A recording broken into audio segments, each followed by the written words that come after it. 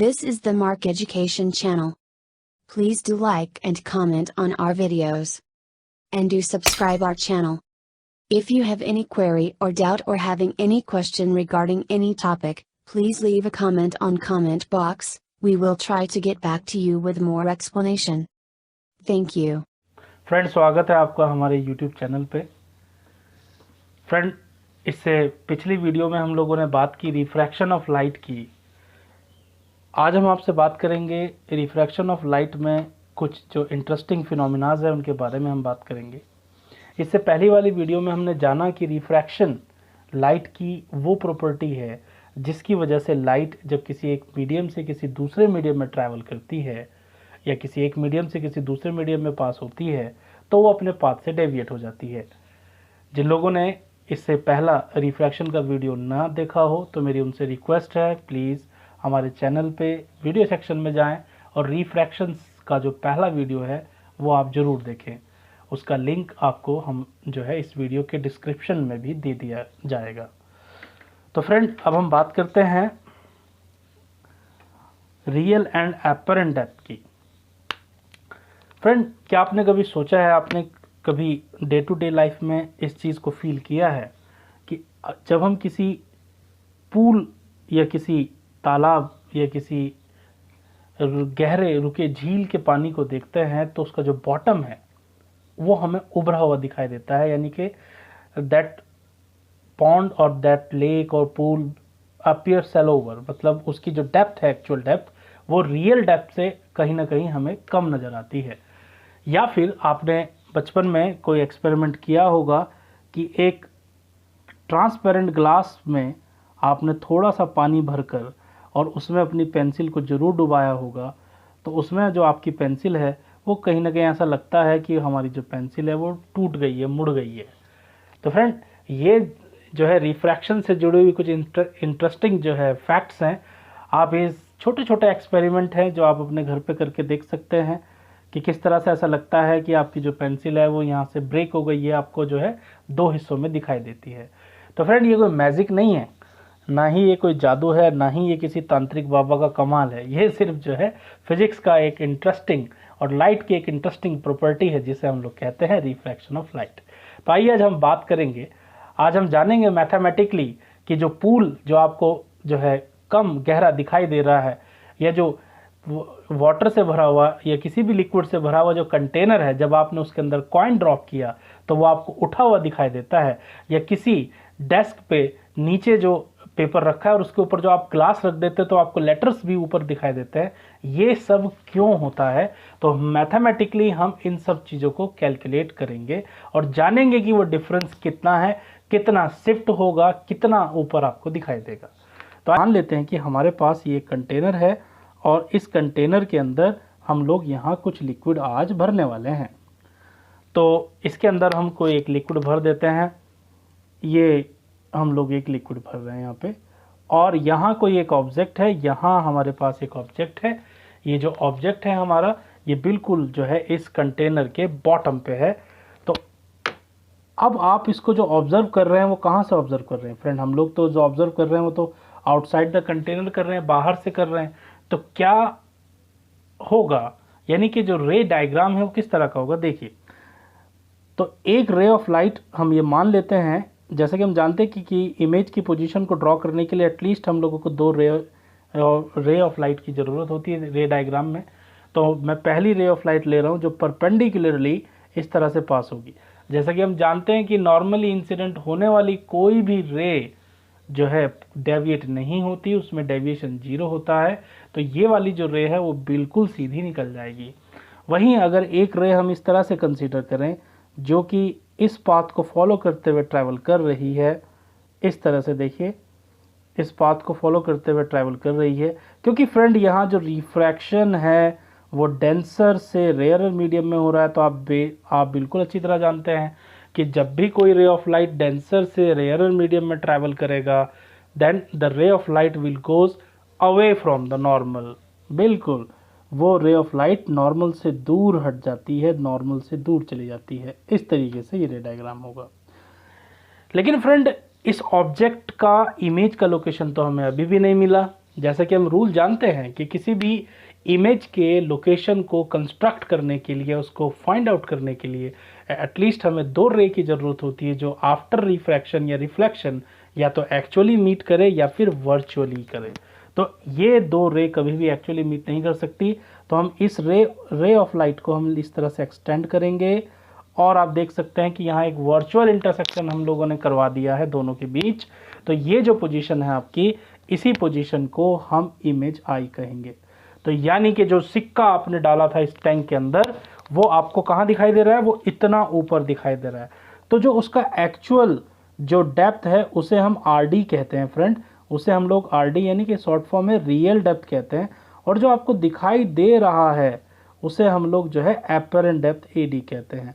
तो डायग्राम से आप समझ सकते हैं कि जो एपरेंट डेप्थ है वो कहीं ना कहीं रियल डेप्थ के कंपैरिजन में छोटी होती है।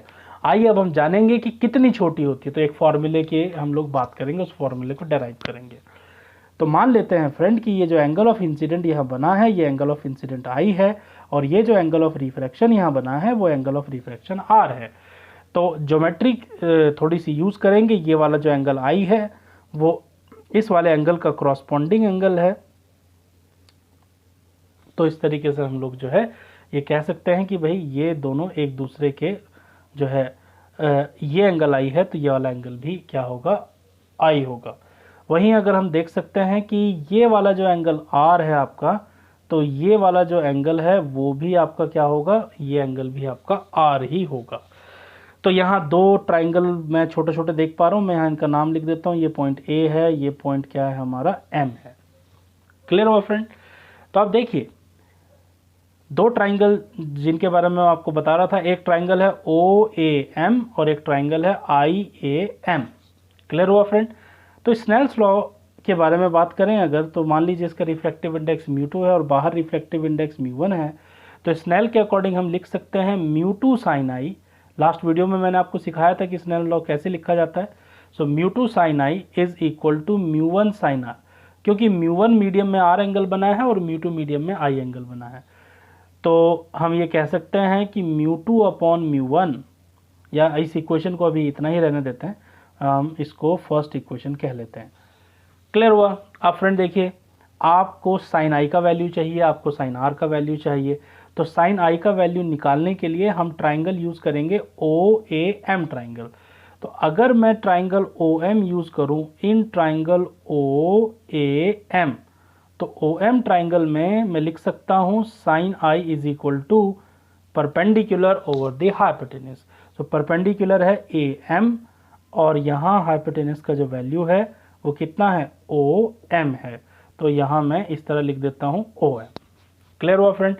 उसी तरीके से अगर हम दूसरा ट्राइंगल यूज़ करें जो कि ट्राइंगल का नाम है आई ए एम, जो ये ट्राइंगल है फ्रेंड आई ए एम, यहाँ से हम साइन आर का वैल्यू ले सकते हैं। तो साइन आर जो होगा वो होगा perpendicular A M divided by hypotenuse I M. तो बिल्कुल साइन आई और साइन आर आपको मिल गए हैं। तो अब ज़्यादा देरी नहीं करेंगे, इनको सब्स्टिट्यूट कर देंगे हम कहाँ पे, अपनी फर्स्ट इक्वेशन में। तो देखिए फ्रेंड, अब देखिए फ्रॉम फर्स्ट इक्वेशन, जो हमारी फर्स्ट इक्वेशन है वो कैसी हो जाएगी। तो ये हो जाएगा mu two A M upon O M is equal to mu one, और ये जो साइन आर है ये हो जाएगा A M upon I M. तो आप देख सकते हैं कि ये ए एम कैंसिल हो जाएगा। तो आपके पास बचेगा mu two upon O M, mu two upon O M is equal to mu one upon A M. लेकिन फ्रेंड ये जो आई और आर एंगल है वो बहुत स्मॉल एंगल है। हम यहाँ एक अप्रोक्सीमेशन यूज़ करेंगे, हम कहेंगे as I and R are very small. ये जो आई और आर एंगल है वो बहुत छोटे एंगल हैं। तो अगर ये बहुत छोटे एंगल हैं तो ये जो ओ एम है वो ओ ए के इक्वल हो जाएगा। अब आप कहेंगे कैसे, तो मैं आपको समझाता हूँ। देखिए अगर हमारे पास ये कोई ट्राइंगल है, इस तरह का कोई ट्राइंगल है मेरे पास, अब मैं आपसे कहूँगा कि इस एंगल को आप छोटा करते चले जाएँ। तो आप इस एंगल को छोटा करते चले जाएंगे तो ये वाली साइड जो है अप्रॉक्सीमेटली इस साइड के इक्वल हो जाएगी। तो यही अप्रॉक्सीमेशन हम लोग इस डेरिवेशन के लिए कर रहे हैं कि जो ओ एम है वो अप्रॉक्सीमेटली ओ ए के इक्वल होगा। तो हम यहाँ लिख देंगे कि ओ एम नियरली इक्वल होगा किसके, ओ ए के, जो कि आर डी है यानी कि रियल डेप्थ है। और वहीं जो आपका आई एम है वो अप्रॉक्सीमेटली इक्वल होगा आई ए के, जो क्या है, जो कि हमारा एपरेंट डेप्थ है। तो फॉर्मूला अब हमें मिल गया है, तो हम ये कह सकते हैं कि mu two upon R D is equal to mu one upon A D.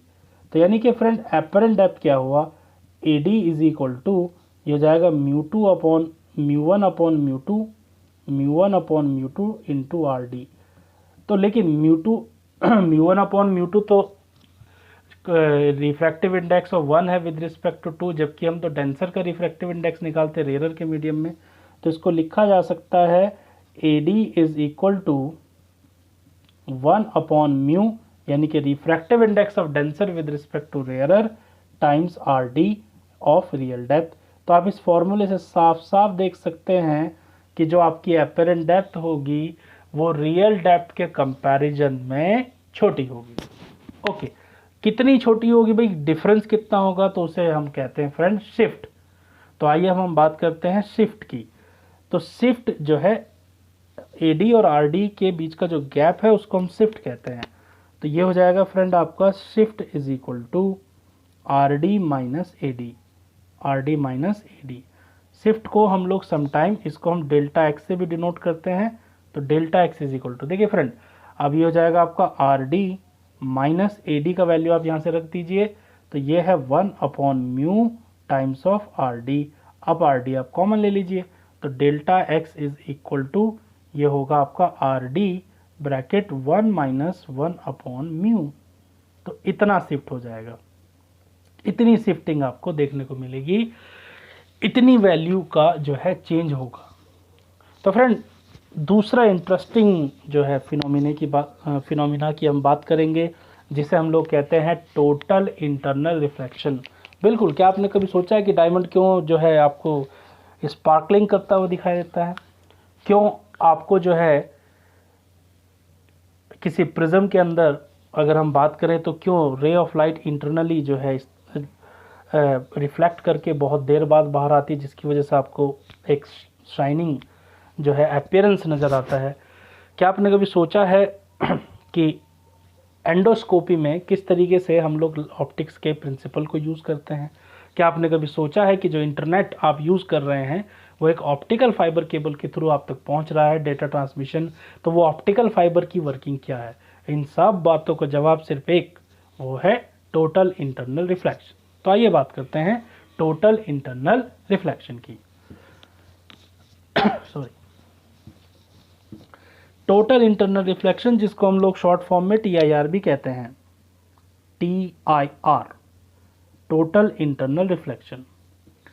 बिल्कुल फ्रेंड, एक सिचुएशन हम लोग यहाँ ले रहे हैं कि मान लीजिए ये दो मीडियम को सेपरेट करने की बाउंड्री है, यानी कि नीचे डेंसर मीडियम है और ऊपर हमारा रेयरर मीडियम है, ये लीजिए। और जो ऑब्जेक्ट है आपका या जो लाइट ऑफ सोर्स है वो एक डेंसर मीडियम के अंदर है। अगर हम पॉसिबिलिटी देखें तो पहली पॉसिबिलिटी ये है कि कोई रे ऑफ लाइट बिल्कुल सीधे इस तरह जा सकती है। अगर वो नॉर्मली जो है डेंसर मीडियम से रेयर मीडियम में जाए तो उसमें कोई जो है डेविएशन नहीं होगा। कोई दूसरी रे ऑफ लाइट जो कि इस तरह से पास हो तो फिर क्या होगा, it goes away from the normal. अब फ्रेंड सोचिए क्या हो अगर ये वाला एंगल बढ़ता चला जाए। तो अगर इस एंगल को बढ़ाते चले जाएं तो एक सिचुएशन ऐसी आएगी कि रे ऑफ लाइट नॉर्मल से दूर होते होते होते होते एक सिचुएशन ऐसी आएगी कि वो बिल्कुल बाउंड्री के अलोंग ट्रैवल करेगा। तो फ्रेंड जिस एंगल के लिए, जिस एंगल ऑफ इंसिडेंट के लिए एंगल ऑफ रिफ्रैक्शन 90 डिग्री हो जाए उसे हम क्रिटिकल एंगल कहते हैं। लेकिन अगर रे ऑफ लाइट इस क्रिटिकल एंगल से बड़े एंगल के साथ इंसिडेंट हो तो क्या होगा, वही आज का हमारा टॉपिक है। तो अगर हम इस सिचुएशन के बारे में सोच रहे हैं कि रे ऑफ लाइट स्ट्राइक कर रही है, लेकिन ये जो एंगल ऑफ इंसिडेंट है यहाँ जो बना है वो एंगल ऑफ इंसिडेंट आई जो है क्रिटिकल एंगल से बड़ा है, तो रे ऑफ लाइट इंटरनली रिफ्लेक्ट होगी, बाउंस बैक हो जाएगी सेम मीडियम में, यहाँ रिफ्रैक्शन नहीं होगा। तो लाइट के इसी फिनोमिना को हम लोग कहते हैं टोटल इंटरनल रिफ्लेक्शन। तो इम्पॉर्टेंट बात क्या है, क्राइटेरिया क्या है टोटल इंटरनल रिफ्लेक्शन का, तो दो क्राइटेरिया की बात हम लोग यहाँ करेंगे। पहला क्राइटेरिया जो कि क्या है, रिफ्रैक्शन शुड बी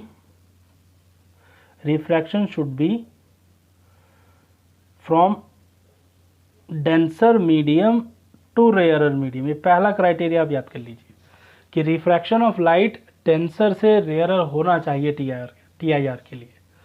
नंबर दूसरी हम बात करेंगे एंगल ऑफ इंसिडेंस। जो एंगल ऑफ इंसिडेंस है that must be greater than critical angle. तो वो एंगल जो है क्रिटिकल एंगल से बड़ा होना चाहिए।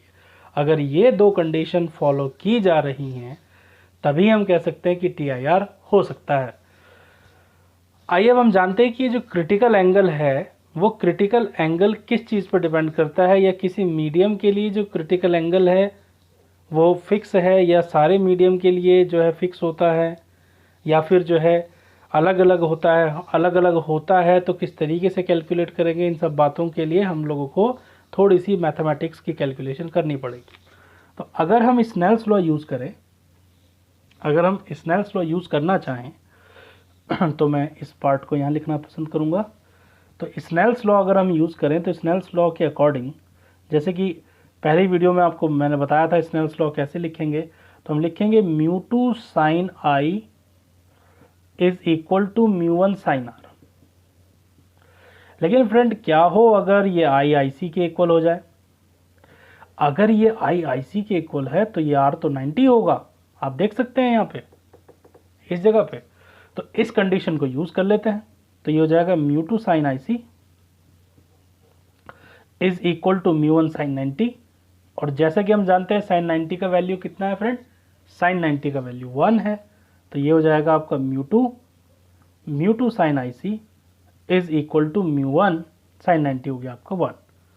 तो फर्दर इसको लिखा जा सकता है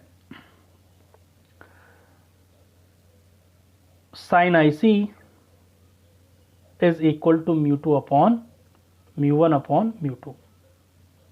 इसको हम इस तरीके से लिख सकते हैं बिल्कुल। तो हम ये कह सकते हैं कि sin IC इक्वल है 1 अपॉन म्यू के। यहाँ ये जो म्यू है वो डिनोट करता है refractive index of 2 with respect to 1, क्योंकि ये फ्रेंड देखिए ये तो μ1 अपॉन μ2 है, refractive index of 1 with respect to 2, तो आप इसको इसके डिनोमिनेटर में ले जाइए तो ये यहाँ पे म्यू बन जाएगा, refractive index of 2 with respect to 1। तो बिल्कुल हम ये कह सकते हैं कि जो किसी भी मीडियम के लिए जो क्रिटिकल एंगल है वो क्रिटिकल एंगल डिपेंड करता है, किस पर डिपेंड करता है फ्रेंड, वो उसके रिफ्रैक्टिव इंडेक्स पर डिपेंड करता है। यानी कि रिफ्रैक्टिव इंडेक्स जितना ज़्यादा होगा उसके लिए क्रिटिकल जो एंगल है वो उतना ही छोटा होगा। वाटर के लिए अगर हम बात करें, ग्लास के लिए अगर हम बात करें तो ग्लास के लिए ये जो वैल्यू है वो 42 डिग्री होती है। और इनको याद करने की ज़रूरत नहीं है आपको कि किसके लिए कितना क्रिटिकल एंगल है, वो आपको न्यूमेरिकल अगर कोई ऐसा होता है तो उस न्यूमेरिकल में इस इंफॉर्मेशन को दिया जाएगा। तो फ्रेंड एक और फिनोमेना की हम बात करेंगे जिसे हम लोग कहते हैं डिस्पर्जन ऑफ लाइट। तो सबसे पहले हम लोग प्रिज्म की बात कर लेते हैं और प्रिज्म फॉर्मूले को मैं यहाँ डेराइव कर देता हूँ, फिर देन हम उसके बाद जो है डिस्पर्जन ऑफ लाइट को हम डिटेल में स्टडी करेंगे, वेरियस जो स्पेक्ट्रा है उस स्पेक्ट्रा को कैसे स्टडी किया जाए। फ्रेंड प्रिज्म के बारे में अगर हम डेफिनेशन पे आए सबसे पहले कि भाई प्रिज्म क्या है, तो प्रिज्म एक ऐसा ट्रांसपेरेंट, प्रिज्म क्या है फ्रेंड, प्रिज्म एक ऐसा ट्रांसपेरेंट रिफ्रैक्टिंग मीडियम है जो कि बाउंडेड होता है एटलीस्ट दो सरफेसेस से, दो रिफ्रैक्टिंग सरफेसेस से विच इंक्लाइन एट सम एंगल। तो मैं रिपीट करता हूँ डेफिनेशन, प्रिज्म इज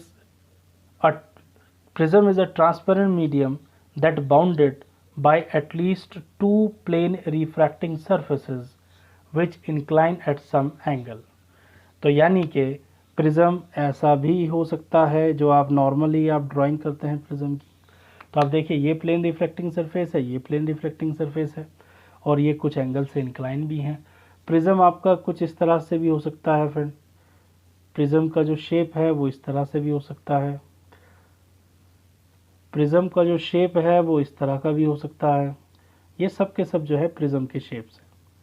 ज़रूरी नहीं कि आप ऐसे ट्राइंगल ही बनाएं तो तभी आप कहेंगे प्रिज्म का शेप है। प्रिज्म का जो शेप है वो ऐसा भी हो सकता है। लेकिन जो प्रिज्म हम लोग लेबोरेटरी में यूज़ करते हैं वो उस प्रिज्म को हम रेगुलर प्रिज्म कहते हैं। रेगुलर प्रिज्म में हर एक एंगल 60 डिग्री होता है। तो ये एक फ्रंट जो इसका फेस आप देखते हैं वो एक जो है इक्विलेटरल ट्राइंगल है। और इस तरह का शेप आपने अपनी लेबोरेटरी में देखा होगा प्रिज्म का, इस तरह का शेप होता है। तो फ्रेंड इसकी टर्मिनोलॉजी को समझ लेते हैं पहले। तो इसे हम लोग कहते हैं प्रिंसिपल सेक्शन, जिसको मैं नाम दे रहा हूँ ABC। तो इसे हम लोग कहते हैं प्रिंसिपल सेक्शन। ये किसी प्रिज्म का प्रिंसिपल सेक्शन है। इस वाले एंगल को हम फ्रेंड कहते हैं angle of prism, angle of prism.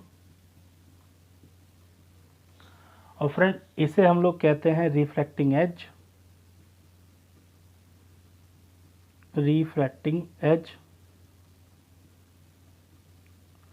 और फ्रेंड ये वाली सरफेस और इसके बैक साइड वाली, इसे हम लोग कहते हैं plane refracting surface, plane refracting surface.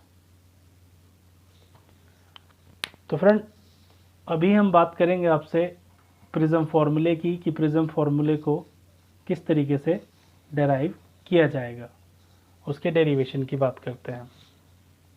तो प्रिज्म के अंदर रिफ्रैक्शन होता कैसे, पहले इस कुछ चीज़ को समझ लेते हैं। तो मैं एक ट्राइंगुलर स्ट्रक्चर यहाँ प्रिज्म का कंसीडर कर रहा हूँ। तो ये एक ट्राइंगुलर स्ट्रक्चर हम लोग यहाँ कंसीडर कर रहे हैं।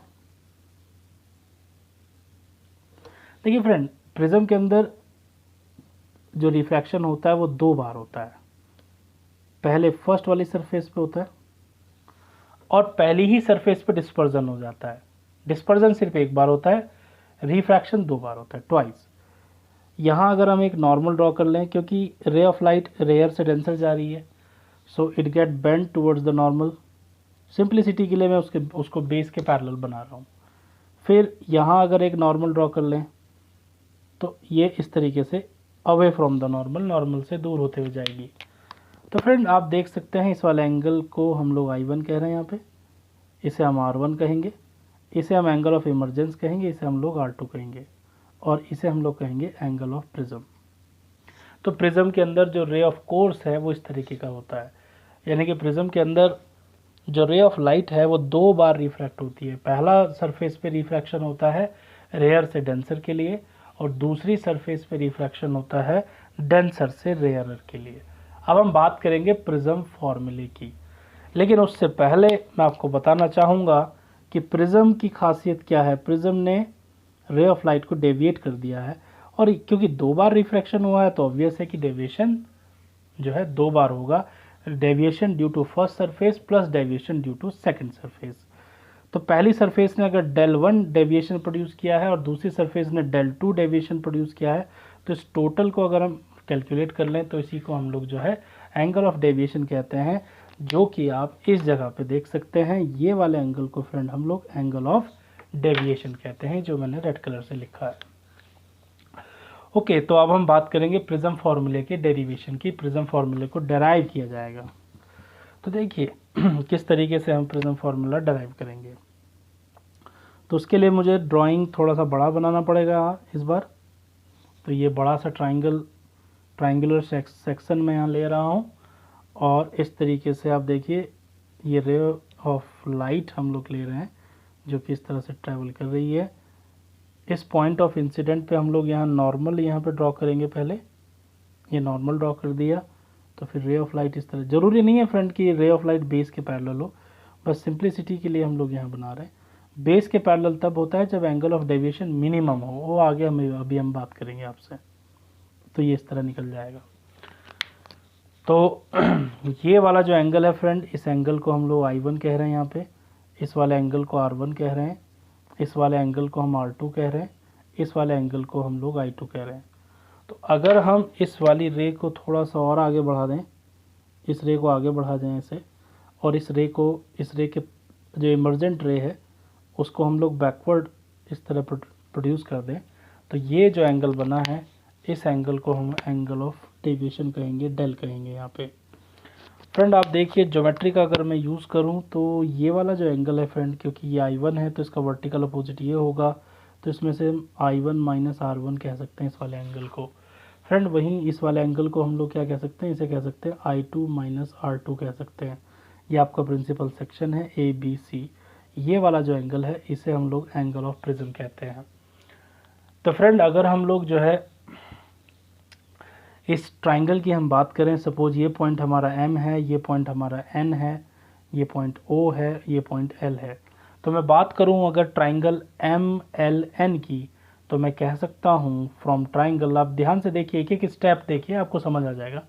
तो अगर हम ट्राइंगल की बात करें, कौन सा MNL की बात करें, तो डेल वहाँ एक एक्सटीरियर एंगल है, तो ट्राइंगल की एक्सटीरियर एंगल प्रॉपर्टी से हम लोग कह सकते हैं अपने क्रॉसपोंडिंग एंगल को छोड़कर वो क्या होता है, वो जो है इंटीरियर बाकी दो के सम के बराबर होता है। तो हम लिख सकते हैं I1 minus R1 plus I2 minus R2।